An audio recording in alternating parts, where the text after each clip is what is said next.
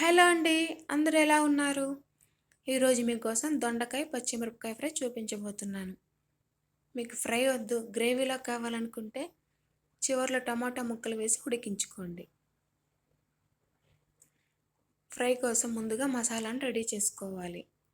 అరగంట ముందు నానబెట్టుకున్న తెల్ల నువ్వులు, తెల్లగడ్డ, మిరియాలు, చిన్న అల్లం ముక్క, 5-6 పచ్చిమిరపకాయలు, కొత్తిమీర,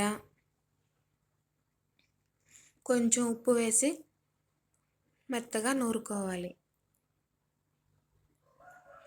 దొండకాయలని శుభ్రంగా కడిగి వీడియోలో చూపిస్తున్న విధంగా పొడవుగా కట్ చేసుకోవాలి. మనం నూరు పెట్టుకున్న మిశ్రమాన్ని అన్ని దొండకాయల్లో ఫిల్ చేయాలి.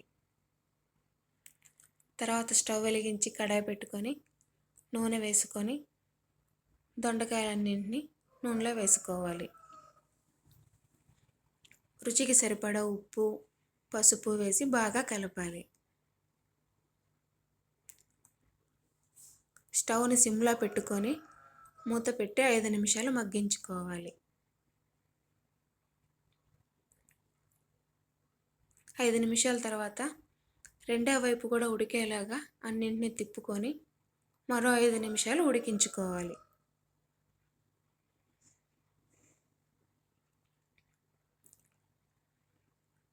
చూసారా, అన్నీ వేగిపోయాయి.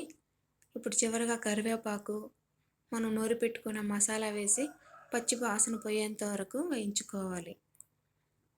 అది బాగా వేగిన తర్వాత సర్వింగ్ బౌల్లోకి తీసుకుంటే అంతే అండి, ఎంతో టేస్టీగా ఉండే దొండకాయ పచ్చిమిరపకాయ ఫ్రై రెడీ. నచ్చితే లైక్ చేయండి. Thank you for watching.